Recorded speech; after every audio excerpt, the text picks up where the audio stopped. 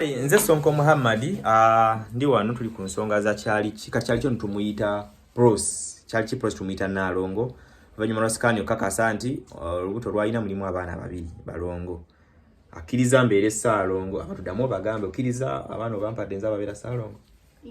okkiriza kataleke abantu batake kumpita Saalongo mutaginge SB4 abadde alooza eka yazaala abalongo nange mbafunya ate abatali bakumenyeka mulala yakubenjere abaana babawadde eno nze naye twebaza omuwagizi wange ali mu bitundu by'embuyaawo yatuweereza engoye zitandikako eza bebi nga bebi bakamuzaala atuweereza engoye zino n'atuweereza ne blanket eno tulinako ne baby show obedde ebintu tunoonya bya mwana omu naye kati ono Nalongo agenda zaala abaana babiri kitegeeza twetagayoko ebintu ebirala bebi omulala baby bagenda kubeera bameka bagenda beera babiri webaze ku bantu abatuyambyeko tofukamira wofukamira njaba no sikulaba ya ne mkimanyi mutima oli mwetowaza ha webaze olw'okumpa bino ebintu wajje mukama amudizeewo nabo abampadde ssente bebaza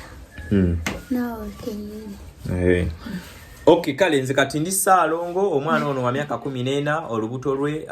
yalumufunisa bagamba musajja ali myaka wakati wa 35 37 we watyo naye tukyagenda maso ku bantu munoonyeza ku buyambi ettama lino mulira baligenze likenderamu nko treatment agenda maso kubanga agifuna